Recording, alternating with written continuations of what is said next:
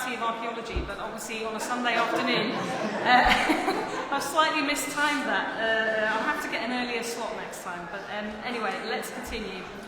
2 or 3 of the sessions have only just finished, so I suspect people are going to be walking in. Welcome to this final session of today's Battle of the Past strand of this year's Battle Ideas Festival, called Archaeology, a load of old rubbish, ? I'm not very good at doing the intonation of that. I just want to thank our session partners who've been with us all day. That's Prospect Magazine, the General Interest Magazine. I'm very pleased to have their support for this session. Just like to introduce myself before we go any further. My name is Justine Bryan, and I help run the Institute of Ideas Debating Matters competition.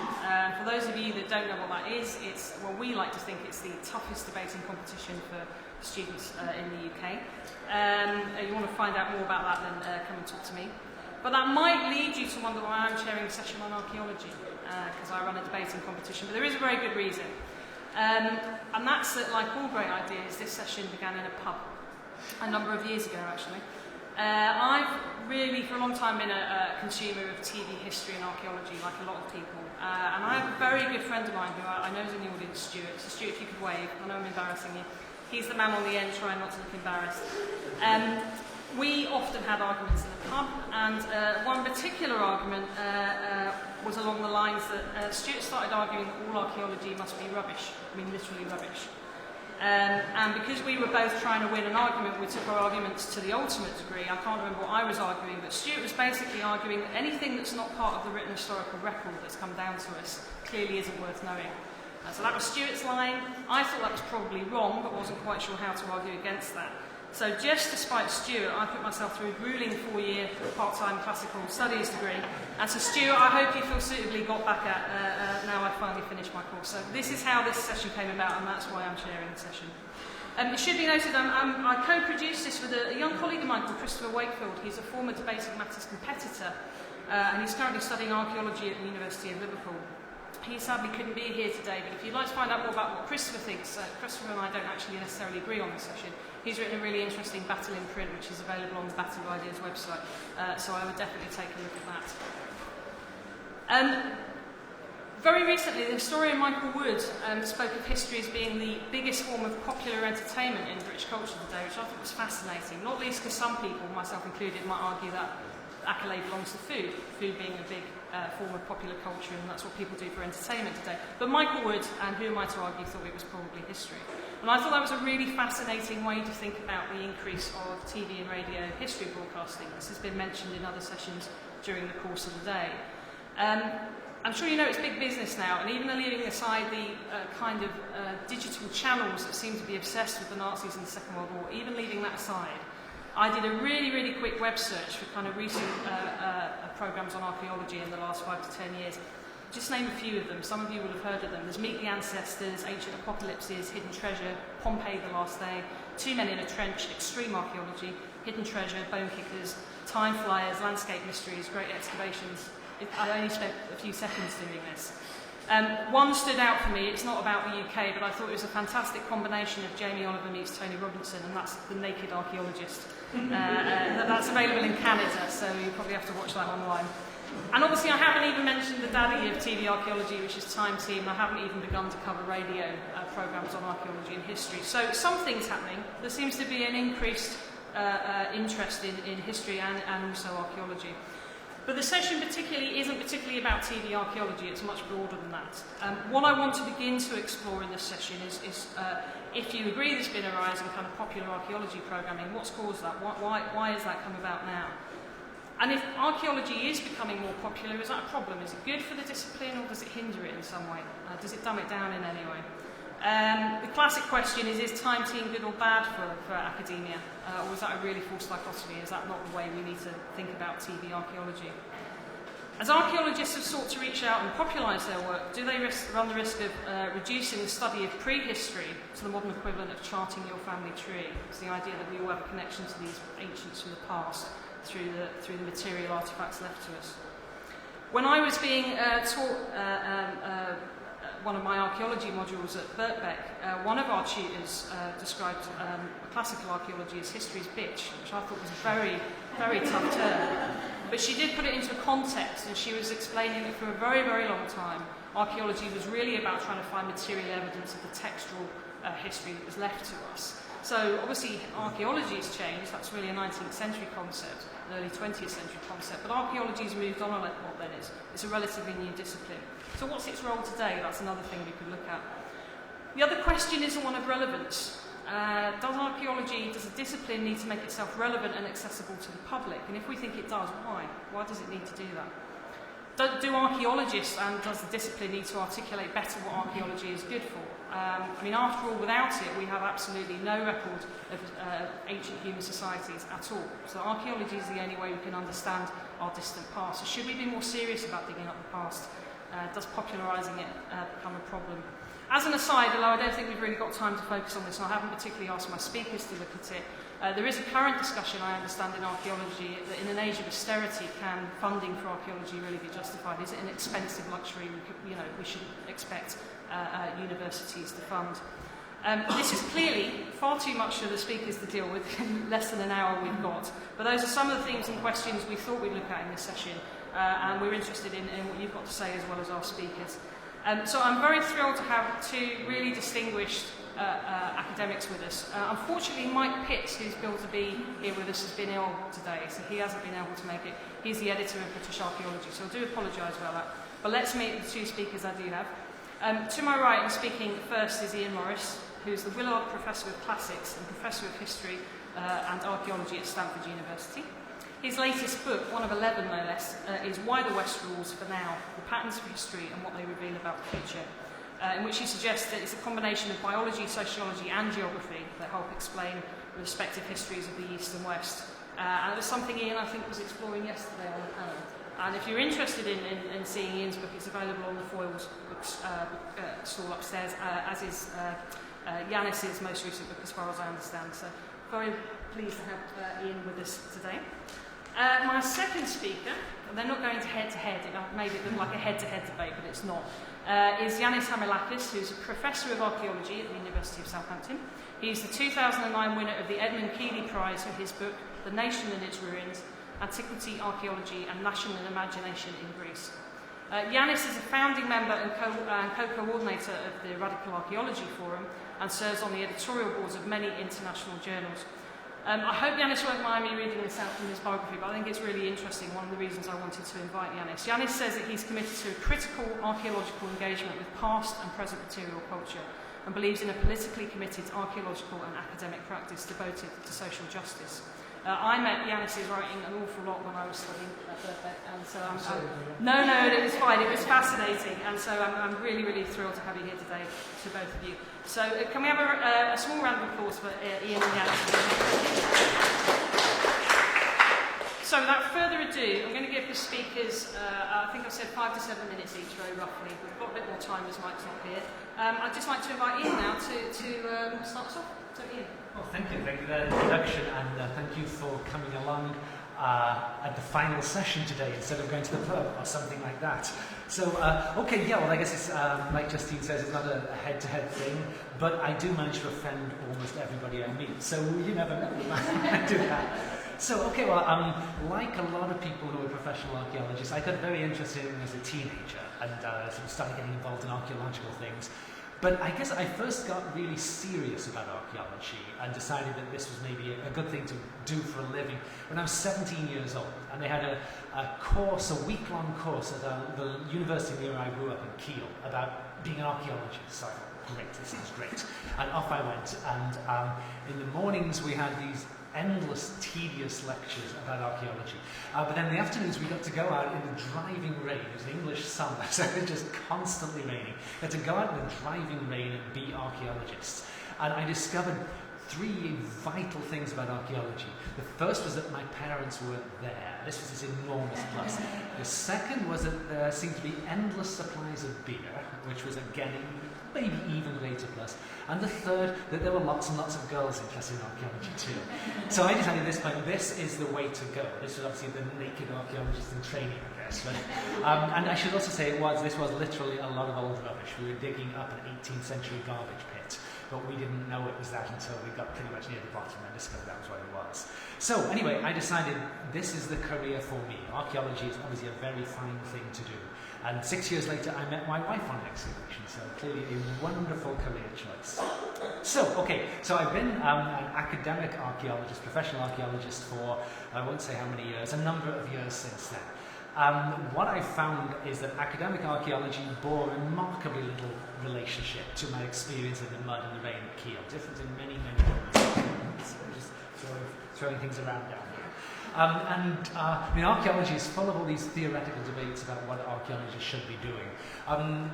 It seems to me, in my wisdom after thinking about this for some years, that the real issue, I now feel, dividing archaeologists into their various theoretical camps, all really comes down to one pretty simple thing, which is that there are some archaeologists who think that archaeology tells you about the past, and there are some archaeologists who think that archaeology doesn't tell you about the past. And that, I think, pretty much covers the basis. And I think this split is shared with a lot of other fields. There are people who feel confident that there's empirical stuff out there in the world. If you go and look at it, you can find out about what happened before right now. And there are other people who feel that the link between reality and solid traces left in the world today is so tenuous and fuzzy and fluid that you really can't say very much about the past world. So that's what I think the arguments within archaeology very largely come down to. And so what I thought I'd do is just talk for a couple of minutes about people who say the answer is yes, you can know about the past from archaeology and what that means for us. And then a couple of minutes about the view, no, you can't really know about the past from archaeology and what that means for us. So the yes answer, if you think that archaeology can tell you about what happened in the past, I think two kinds of questions come up from that. One is a very practical one, like how do you actually find out about stuff from archaeology? And so you tend to focus in great detail on the methods of digging, arguments from analogy with contemporary examples, the sort of things that you dig up. Basically how to improve our knowledge and our collection of knowledge about the past. The second big question, though, I think you have to confront, if you think archaeology is primarily a way of finding out the past, is why on earth do we want to know about the past at all? Like, what is history for? And this, again, obviously, archaeology, I think, shares this question with lots and lots of other fields. Why do we want to know about the past, and what will it do for us? Now, I feel very strongly that archaeology is most important to us as a kind of long-term history. It tells us a lot of stuff about what happened in distant times when there wasn't much written evidence available. I think that many of the most important historical trends that shape the world we live in can only be understood if you're looking at them over a timescale of many, many thousands of years. And I just wrote a very fat book that Justine mentioned a moment ago, which was the big noise when it hit the floor, finding Why the West Rules for Now, with the subtitle, The Patterns of History and What They Reveal About the Future, which obviously kind of shows my hand on where I stand in these debates. And in that, I try to argue that in order to understand the shape of the world today and where the world is going, you need to have a long-term view of history, and the only way you can get that is if you build on archaeology. And I was just roundly denounced for this by a modern historian in a review in the Sunday Times today. He is completely wrong, by the way. But it seems to me that only if you have an archaeological perspective on the full scale of the human past, whether you mean by that 50,000 years or so of modern humans or 5+ million years of the genus Homo, either way, archaeology, I think, is vital to understanding history and the direction our world is moving in. So that's what I think archaeology is for, if you think it's a tool for understanding the past. Now, some people think archaeology is not a tool for understanding the past. It seems to me that people who think that have lost confidence in our ability to use the kind of techniques we developed in the last 200 years to interrogate this evidence and understand where it came from. And on the whole, the people who think archaeology is not a very good tool for understanding the past tend to say the interesting thing about archaeology is the archaeological record here and now in the present, and what people do with that archaeological record. So, I just wrapped up an excavation in Sicily. I went there because I thought if we dug a big enough hole, we'd find out a lot of stuff about the past. There were other people involved in my project who didn't share that opinion, and their idea about why they would show up in Sicily was that they could learn an enormous amount about contemporary Sicilian culture by seeing how Sicilians interacted with the physical remains of the past around them. So just a very, very different view about what archaeology is for. It leads you off in totally different sorts of directions. Now, when I was back at Kiel all those many years ago, they told me very earnestly that when you are excavating a trench, you will make many friends in your trench, but the only important relationship in archaeology is a stratigraphic relationship. And we all thought that sounded extremely impressive, all wrote it down. And it seems to me that this debate over what archaeology is for is largely a debate about this claim that they made at Kiel all those years ago. There are some people who think that the major thing going on in archaeology is the stuff in the ground and what it tells you about the past. There are other people who think the major thing that's going on is the interactions between the people here and now who are in the process of generating the archaeological record.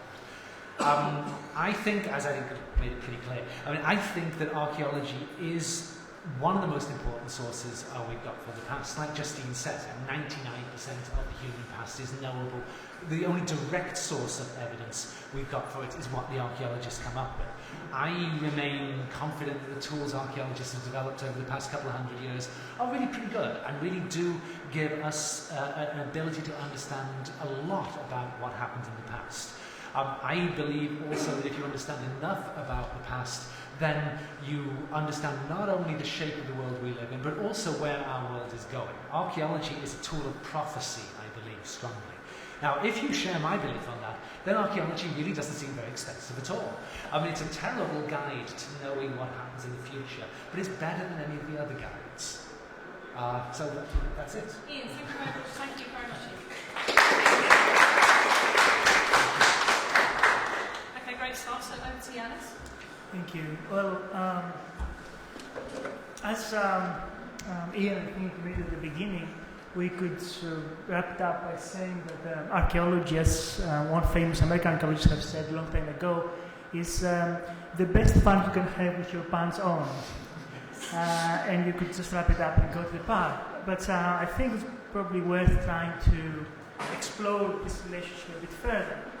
So, what is archaeology and what is archaeology for? How can it justify its presence today, especially at a time when humanities and social sciences are under severe and devastating attack by market fundamentalists the world over? Let me start by stating what archaeology is not. Archaeology is not some sort of connoisseurship involving ancient treasures, an aristocratic projection of an erotic longing and desire upon ancient marble statues.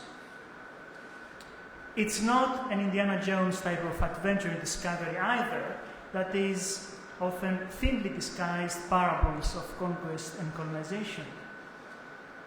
It's not a technical apparatus of scientific documentation, an array of instruments, microscopes, and lab coats. It is definitely not what passes archaeology today within much of the Western world, and which constitutes the vast majority of activity involving traces of the past, that is, developer-funded commercial archaeology. For the uninitiated, this is the often rushed process of documenting any past material traces by private commercial archaeological companies, which have been selected after a process of competitive tendering based on cost, prior to any building or other development.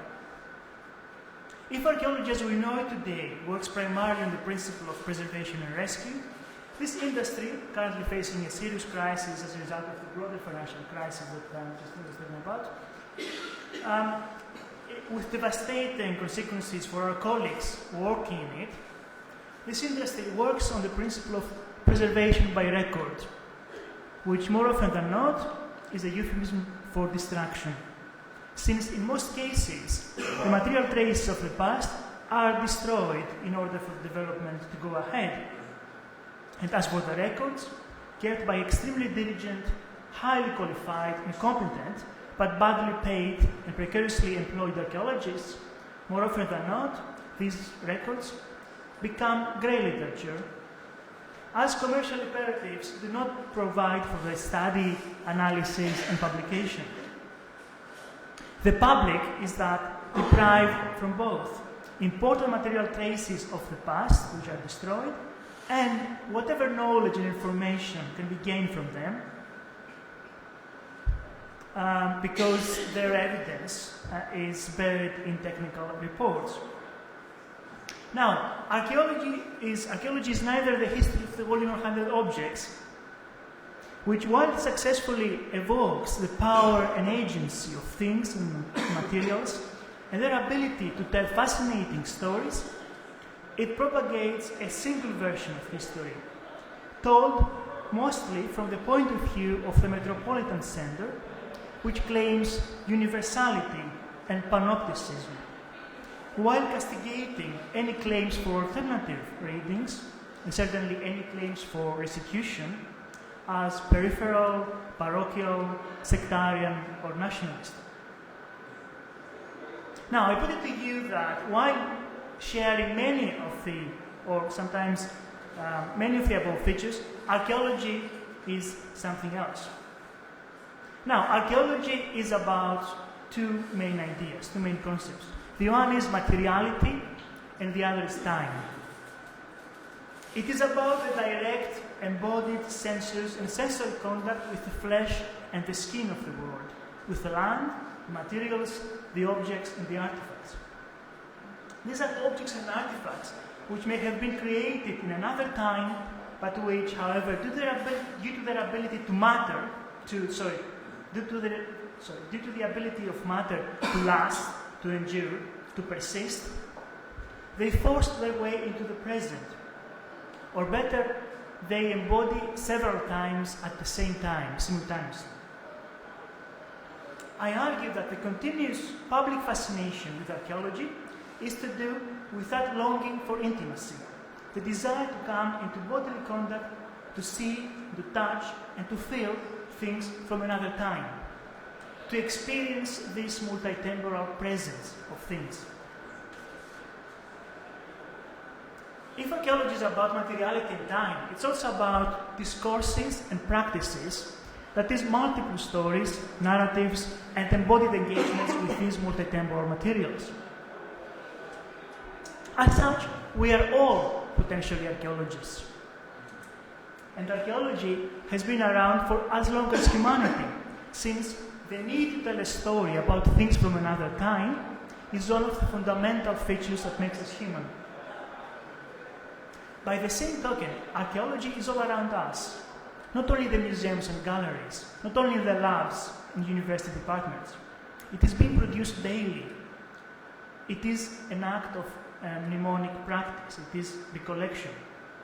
The thing with things, however, as with memory, is that sometimes they spring up on their own volition. Their agency and their mnemonic power may act involuntarily, disrupting thus the temporality of the present, fracturing the accepted consensus, recalling and evoking events, people, and situations that we thought we long forgotten. Things can be dangerous. By implication, archaeology, that is, recollecting the fragments of social memory, can be dangerous. Things last, endure, for much longer than stories and narratives and discourses. The memory of things, material memory, is much more powerful than the memory produced by stories. Archaeology is also about the long term, as Ian just said, and archaeology is about contingency. Archaeology proves that all teleologies are wrong. It shows that there is no unilinear, homogeneous progression and evolution, no inevitability. Through the worldwide study of human diversity over the long term, through the study of collapse, of destruction, and of endless beginnings, archaeology shows that things could have been otherwise. That our current status quo is only a temporary affair, not the natural, naturalized state of being, as we are often led to believe, especially today. Archaeology is about change. That is perhaps why, along with several other fields of inquiry, this kind of archaeology, the archaeology as cultural production in the present, as the sustained encounter with things and with time, is despised by the power that be, the powers that be. It is because it can enable things to disrupt the status quo, to recall memories, to tell their own stories. It can also show that change is possible or even inevitable. Thank you. Thank you, Yannis.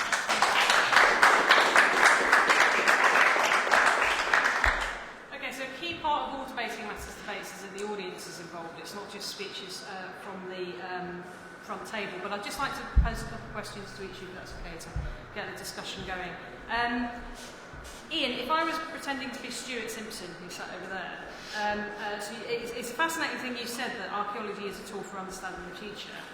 The classic, I suppose, comic approach to archaeology is you find a fragment of a pot, right? And you spend years specialising in this particular pot fragment, or that type of pot. What on earth does that tell you about the future? Why would you present archaeology as understanding the future, rather than a way of mapping the past in the only way we could possibly know it, through material culture? Can you elaborate on that stuff? Sure, yeah. I think that's a bit like saying, well, holding a test tube in your hand doesn't really tell you about the fundamental structure of matter, but it's kind of an important part of the step along the way.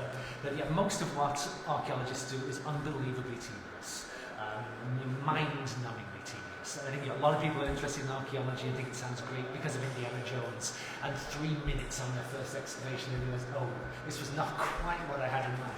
So yeah, I think archaeology allows us to extend our view of the past back, basically indefinitely, as far as there are things that we want to count as the subjects of this discipline. We can do that into parts of the world where there was, say, no textual documentation, into the 20th century even.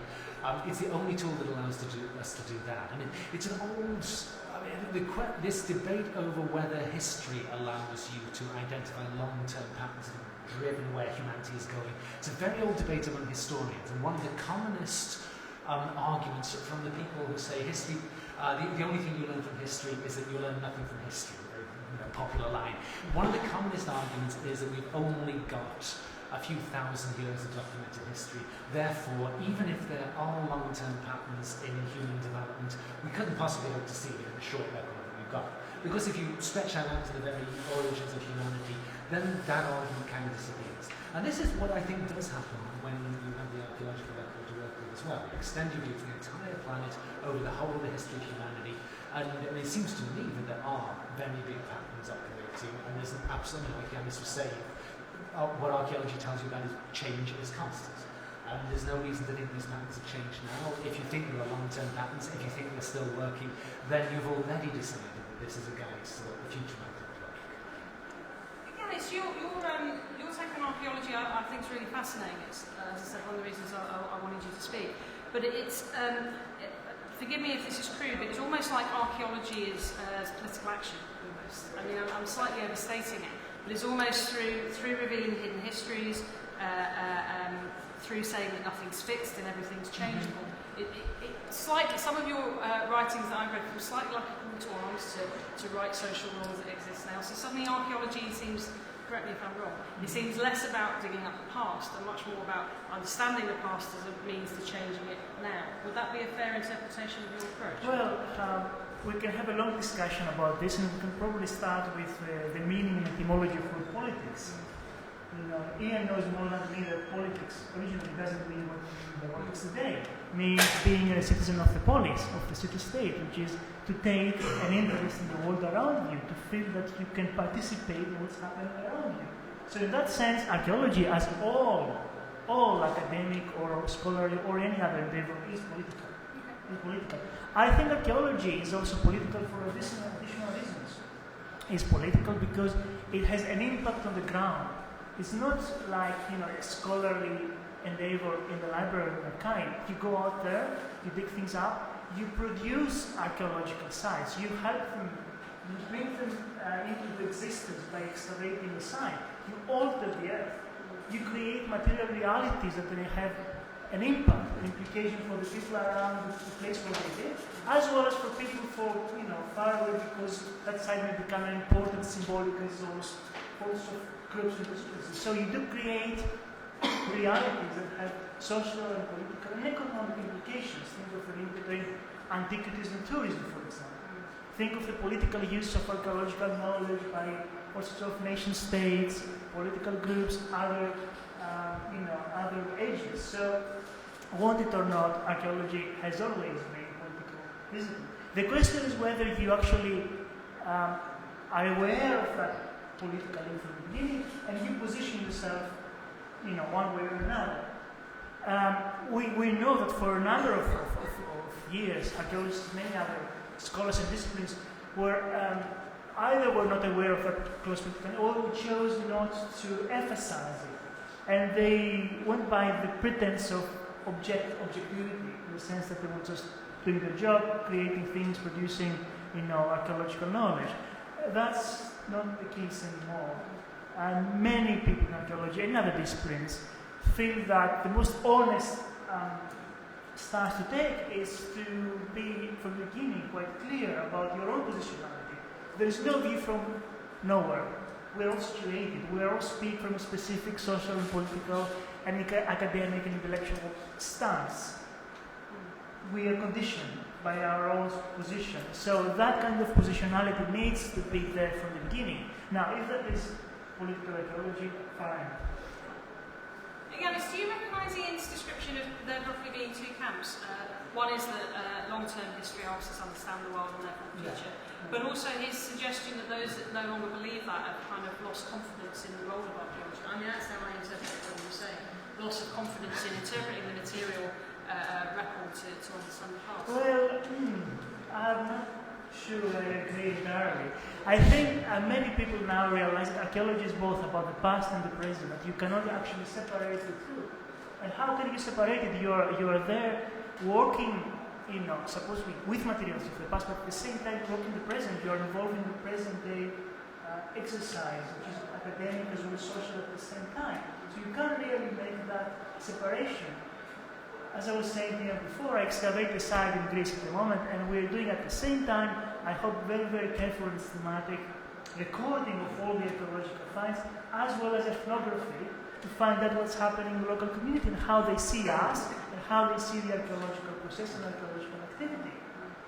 And I think you can do both. I think you can be a very good archaeologist without conventional sense, but also someone who takes an interest and kind of a care and a very, very active involvement of what's happening with your own academic and intellectual production.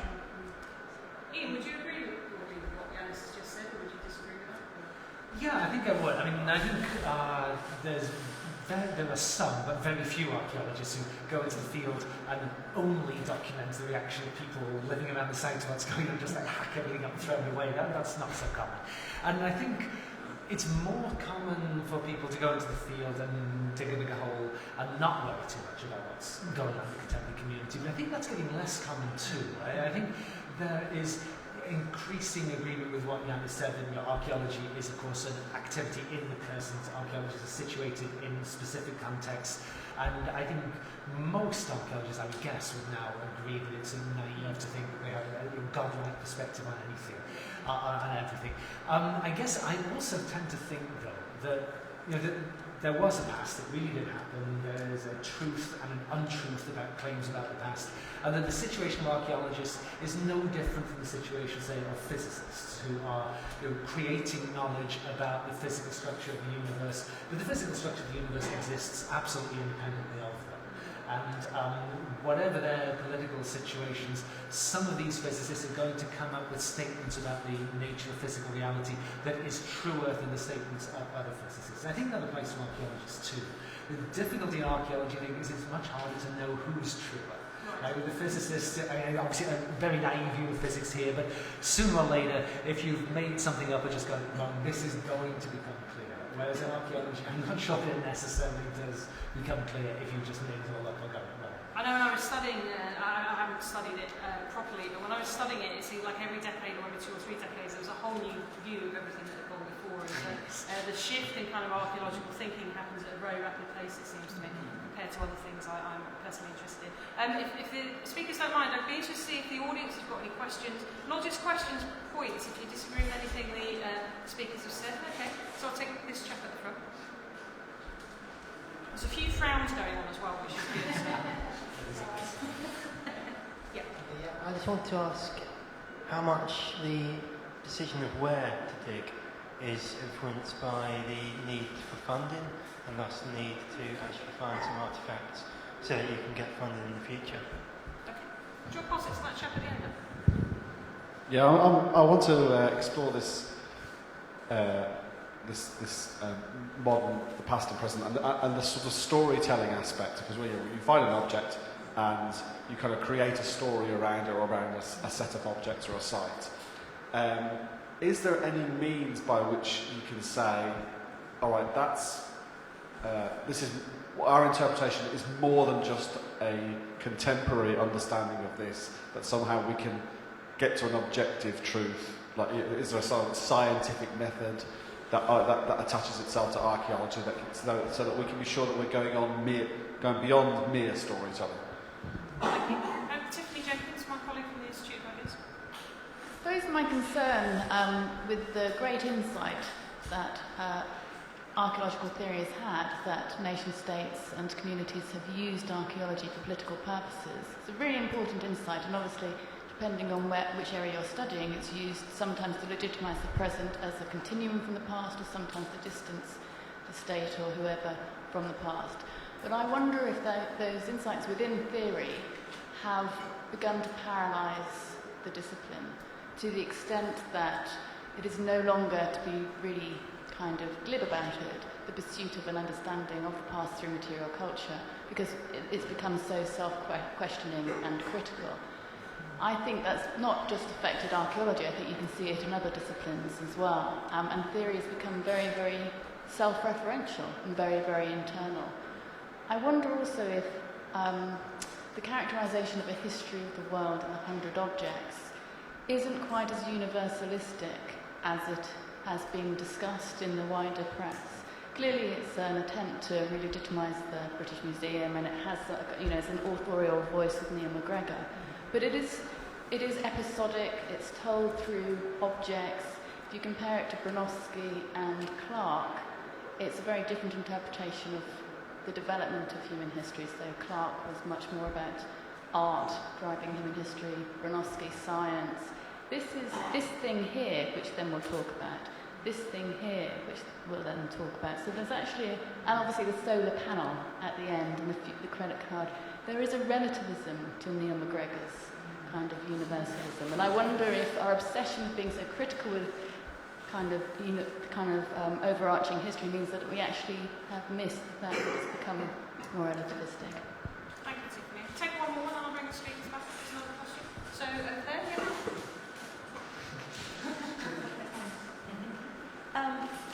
Yes, I have a question, and in fact I was saying this to Justine just a few moments ago. I went to a talk 20 years ago, and the guy gave a talk about human excrement, and it was absolutely fascinating. I remember today, it's never occurred to me that he could tell what people had been eating from human excrement. As you can tell, it made a big impact on me, and I've repeated this example ad nauseum for many, many years, and I thought, well, that's fascinating. But I suppose my question is, I think, and I don't have a position on this, the extent to which you're saying that archaeology can help us understand the past so that it can help us in the future, or whether or not, because if it's just knowledge for knowledge's sake, then I'm fine with that. If people want to study things and it just expands what we know about the world, what we know about the past, I've got no problem with that. But are you saying that's the relevance of archaeology, or is there something more? I suppose I don't get the way archaeology, or maybe it's because I don't know enough about archaeology, how it helps us understand the past, the present, and the future, because in many respects, we can kind of give a potted history of, civilization already. I feel as if we have enough information to justify, our understanding of the world today. Thank you. Okay, Ian and Yannis, feel free to come back on any of those points.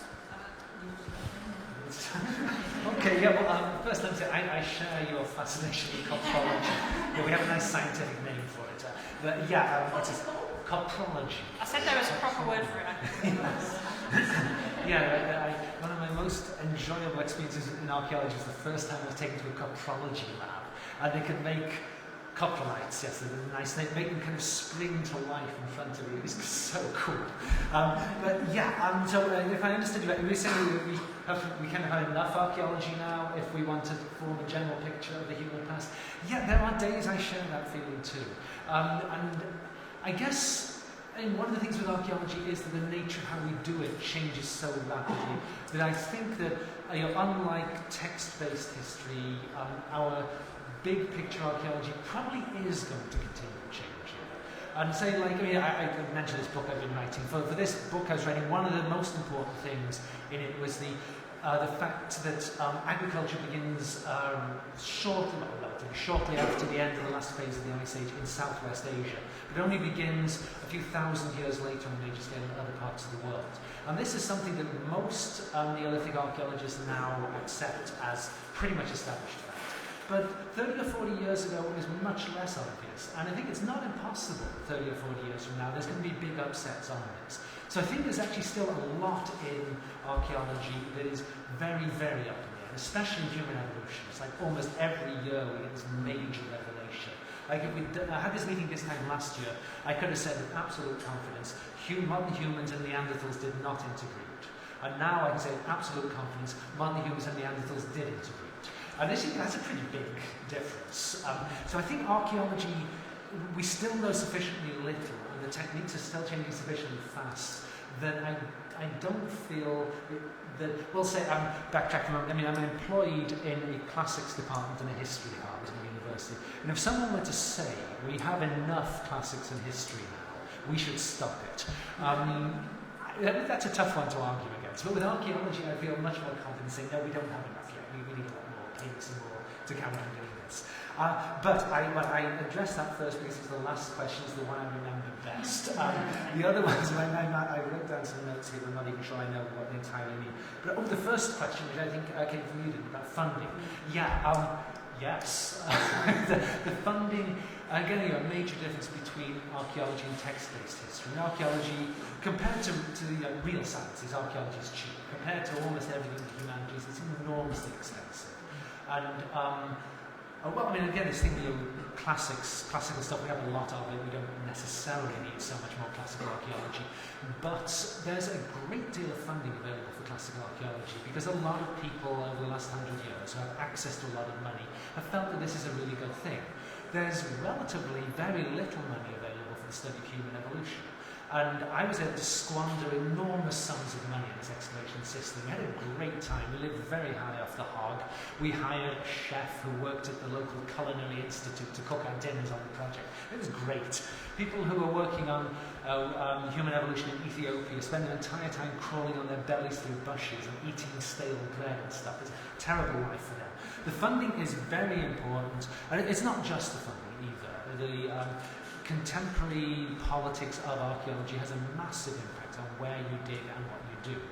We were able to do this field project in Sicily because we had some very good connections with the local superintendent of archaeology who was very, very positive about bringing non-Italian teams into work in Italy. And I felt I actually had some much better ideas for things to do in Greece than for this project in Sicily. But it was, practically speaking, politically impossible to do these things in Greece. It just couldn't be done. And so, yeah, these things have an enormous impact on what archaeologists do. And just before we move to Yannis, I think broadly, Tiffany's question, she said a lot of fantastic stuff, but one of her questions was, is the discipline itself paralysed by being too self-critical, too inward-looking, too self-questioning about its motives and its reasons? Yes, it is.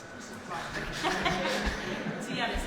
Okay, lots of interesting things here. I want to start with funding as well, because as Yannis said, it's extremely important, but there's another dimension to funding as well, that because of that need to get large amounts of money to actually do a project properly, we create a political economy of archaeology. We are involved, we're replicating the political economy of archaeology. And I was discussing with Justine earlier before we came here about the sponsorship of this event, and I was saying to her that when I saw that this whole event is sponsored by Shell, I was about to withdraw.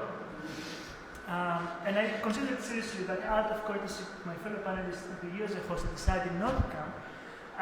one of the reasons I was about to withdraw is because I have written in the past against the archaeological sponsorship of projects by Shell, because there are projects who get huge amounts of money by Shell, especially at the time in the mid-90s when Shell was under severe attack because of their environmental and because of the human rights record, especially in West Africa and the Nigerian Delta. So there was a whole issue there for us to explore, to what extent we should take that money and become some sort of greenwashers for Shell, or to what extent we should leave it and do a cheaper project, a smaller project, perhaps something else. So there's a debate going on in archaeology as well, political economy of funding. So it's a very important and very complicated issue.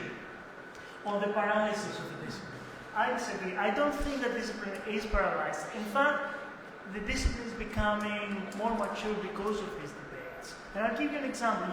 You said that we are now aware of the political history of archaeology, especially in relation to nation states.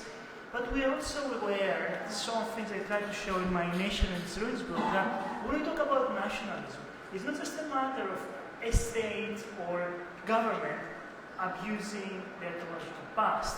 It's much more complicated. It's that people believe in it. There are large nations who actually buy into the idea of national superiority and national continuity. So my, in a sense, underlying argument is that we have to understand the relationship much more closely. We have to study why people take archaeological sites and objects as national symbols, what they define with it. So there is a lot of work to be done on that front as well. As a result of that self-critical and self-aware attitude, there are now new directions in archaeology.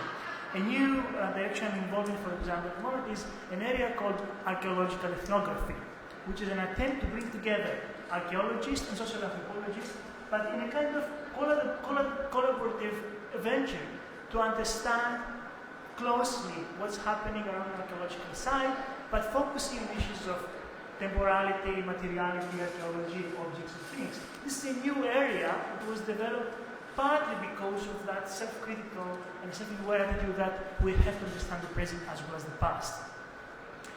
Finally, on the history of the world for hand objects. Don't get me wrong, the format is great, excellent. The ability of the director of the BM to actually evoke the power of objects is also phenomenal. On the other hand, we are actually dealing with a specific program that is part of a broader campaign on the part of the BM. And that campaign is the agenda of the Universal Museum. And for those of you who are not familiar with it, the Universal Museum is a new concept launched by a number of museums internationally, primarily though metropolitan museums. The BM, the Metropolitan Museum in New York, the Louvre, the Prado in Spain. And they've said, very briefly and very quickly, that we, these museums, are universal museums. Because of our finds, because of our position, because of our holdings, we can tell the history of the whole world. Whereas the rest of the museums, the National Museum of Egypt in Cairo, or the museum somewhere else, are in a sense local and regional museums. They can tell the story of that specific region of the world, whereas we can tell the story of humanities. Now, that concept has already been critiqued, and I think justly, justifiably, by a number of people around the world as slightly neo-colonial. Now, within that framework, I think that kind of program, radio program, has to be also rethought and examined as part of this kind of legitimation campaign. I'm not saying that it's a bad thing. I'm saying that it's a very interesting thing and definitely a very popular thing. That's a good thing for archaeology and for the BM. But we always have to be aware of the subtext and the context in each initiative. Ian, do you, that's really interesting on the Universal Museum, and in fact it came up in a couple of sessions earlier, including one on the Parthenon marbles. Do you probably agree with this idea that it's a slightly dodgy construct, this Universal Museum idea? Because obviously this is where all the stuff you guys dig up lives.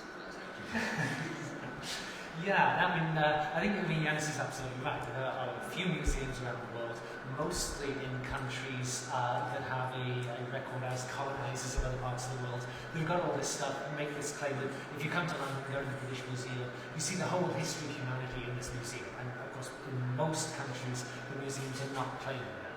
And that, it is glaringly obviously is a legacy of our colonial past. But on the other hand, the British Museum does have all this stuff. It would be peculiar of them not to show it. If they are showing the legacy of large chunks of the planet, it would be peculiar of them not to claim that. I think you could certainly suggest, well, maybe they should give all the stuff back. I don't think that's likely to happen in the future, in the short term anyway. Even the things that get you glaringly obviously that should be given back, like the ocean marbles, doesn't look to be immediately happening. I just made my first trip to Athens actually in many years. This time last year, I took a surprisingly long gap in that building. I made my first trip to see the new Acropolis Museum, and it's absolutely magnificent. And it's an outrage, which they highlighted beautifully by having up the fragments of the frieze that they've got. There are these glaring holes in the wall where all the British Museum stuff is. And it's impossible for anybody to argue seriously that the British Museum is the best place in the world for this stuff to be. But the fact of the matter is, right now, these few museums do have all this stuff all over the world. And I think it would be peculiar of them not to make a big deal of that. Okay. What do the audience think about this? Some new ideas open up there. So yeah, over in the corner, you're hiding against the pillar. Slightly empty corner.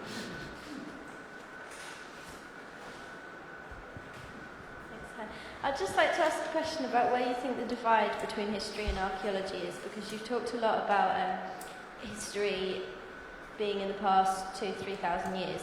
So where does history as opposed to archaeology begin? Because obviously archaeology isn't a process that has ever stopped, it continues right up until now, but you're claiming that history does have a starting point long after the starts of archaeology. So if a historian would argue that written evidence helps us to better understand the past, and that does not separate itself entirely from the physical evidence, what differs archaeology and makes it more useful than historical evidence in understanding the past and learning for the future? And can archaeological evidence stand apart and alone without a historical context to understand it? Okay, tons of questions there. Over here.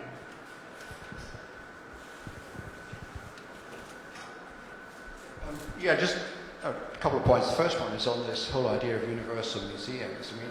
I sort of see the British Museum, and there are some notable gaps in its collection. Pre-Columbian art is represented, but obviously it's a bit like a taster menu in a good Michelin restaurant. If you want to go into it in greater depth, then you'll have to go to Mexico City, you'll have to go to Bogota, you'll have to go to Peabody at Yale and to Barton Oaks. And there is a certain, I'm not saying superficiality about Universal Museum, but there can be, and certainly it can be weighted in some directions rather than others, obviously with the Elgin marbles. But the other point was, I think, what Yannis made about we're all archaeologists now, and it's interesting that two of the notable discoveries in Britain this year have actually been found by that sort of controversial breed, metal detectorists. We seem to be, I must say, somewhat more under control now in terms of the portable antiquities scheme and the law that the government brought in. They are actually, these two certainly were pretty responsible in getting in touch with the portable antiquities guy locally, so that once they discovered it, it was properly and professionally excavated. But I think that's the attraction to a lot of people, is the fact that something like the Staffordshire hoard can be found and totally change the view of history of Mercia at that time, or the collection of coins in Somerset, with the sort of preponderance of Carausius. I'd never heard of him. This sort of rogue emperor who was there to sort of stop the pirates and became one himself. But all this, it is a constantly different narrative, and the whole constant reinterpretation of things. One thing the archaeologists have done, I'll finish with that, is a new villa near Aberystwyth. It just didn't really interest me until I discovered that it actually changed the whole way that Roman Britain would be seen. And I think that there are other excavations. Obviously the fossil discovery last week in Asia, which seems to suggest that perhaps man didn't start in Africa, could could start on places at the same time.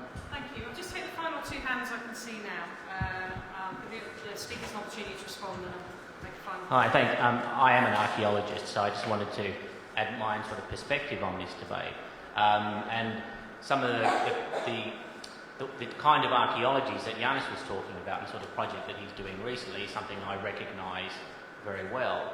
And these multidisciplinary projects and projects which involve both archaeology, social anthropology, environmental science are very, very common now. And these are very exciting times to be an archaeologist, to work in those kinds of multidisciplinary arenas because, for example, I work on a project in Borneo currently which is doing we're working with social anthropologists as well as environmental scientists as well as we're trying to do our archaeological stuff. So we're looking at sort of trying to reconstruct multiple sort of histories. We're looking at long, sort of short and medium term, but also by working with a community in Borneo, which this community of Kelabit where we are, and also the Penang. We're also trying to engage in a dialogue with the extant communities about the nature of the work that we're doing, what this material represents, and of course, this is in Malaysia where we're working. What we say about histories of human occupation are incredibly powerful politically because in Malaysia at the moment there's restrictions on things like air photo records related up to sort of the 1950s because people can then use that record to make land claims if they can show prior use of land at that point. So of course anything that we say about histories of human occupation in that landscape immediately buy into a big political debate for local people. And we both have to be aware of that and sensitive to that and understand that we can't just go into that landscape and say, I would like to know what people have been doing up here for the last 40,000 years, which of course I do. But, we're also going to create material and a debate which plugs directly into those communities. When we go away from there after our 3-week field season, we've had an impact and that will have a legacy and we have to be aware of that. So it's a big sophisticated game now. Yeah. I'm finding out to you on the end there. I'll come back to the speakers. Well, this is basically what I'm doing my research on at the moment, and it's all been very, very interesting, and I have so many questions, but I'm going to just go off in a little kind of, just a point, and I just kind of want opinions.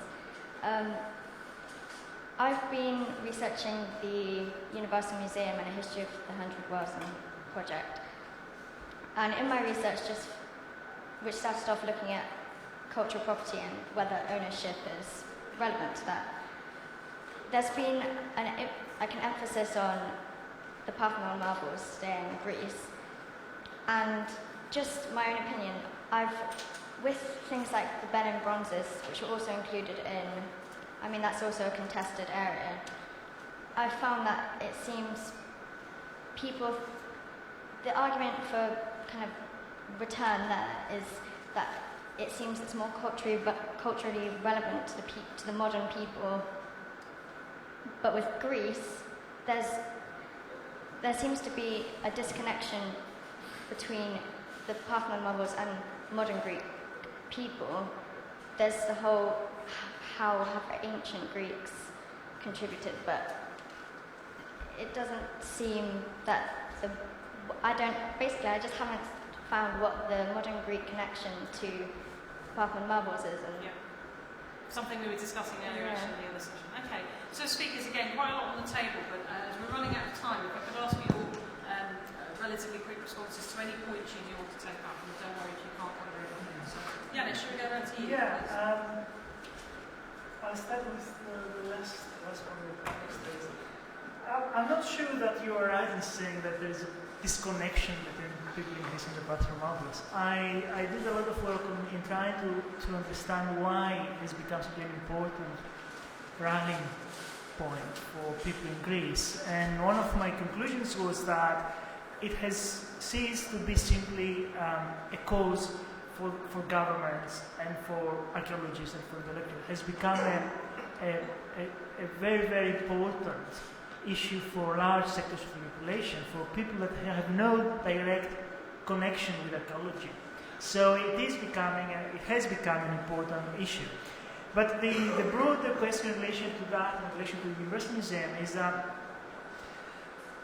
part of the problem is that the historical conditions under which that specific group of artifacts was moved from Greece and happened to be in Britain, are not really explored and are not really acknowledged and investigated and projected by the current institution that actually holds them now, the British Museum.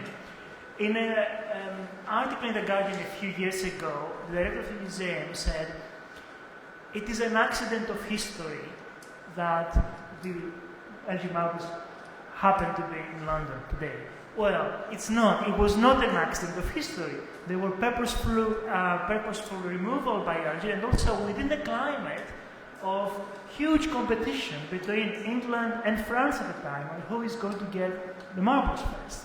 So that kind of the historicization of the history of the marbles is one of the most fundamental problems at present for the British Museum. Their refusal to actually acknowledge that historical link with a colonial attitude towards antiquities, and also to talk about the Greek nationalism, of course, exists, and I've spent my life critiquing Greek nationalism.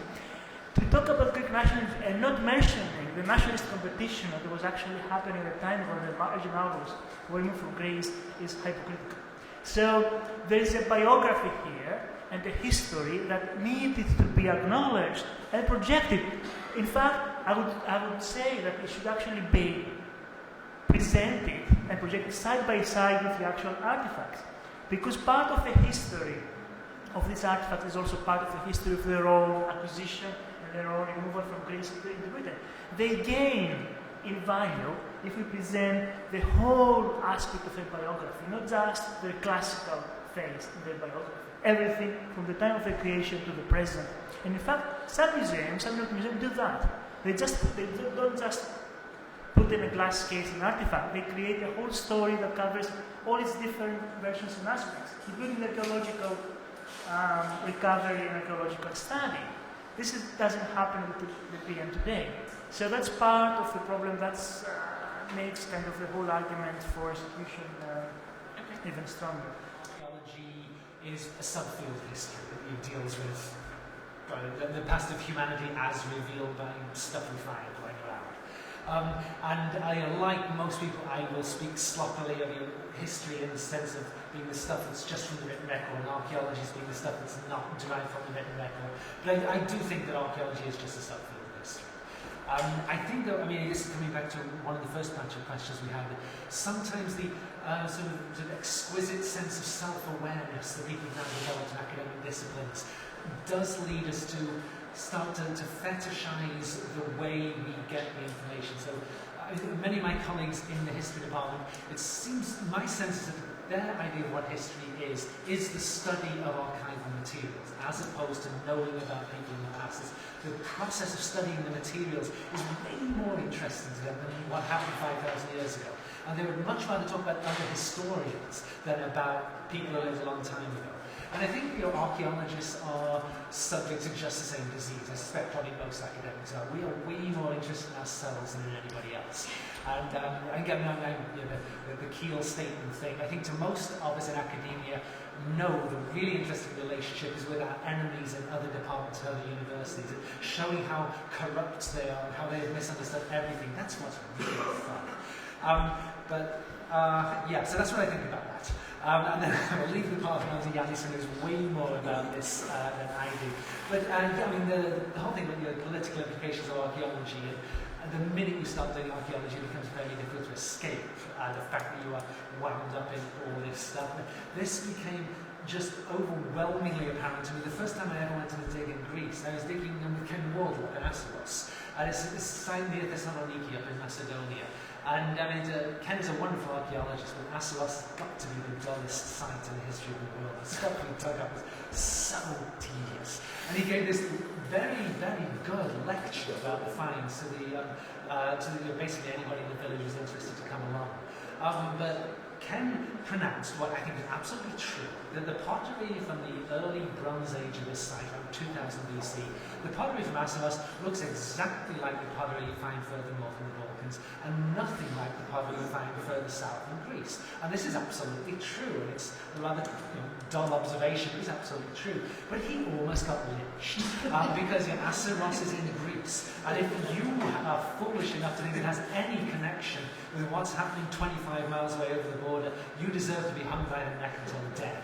And so this was quite a wake-up call for me. I learned never to say anything in public anymore.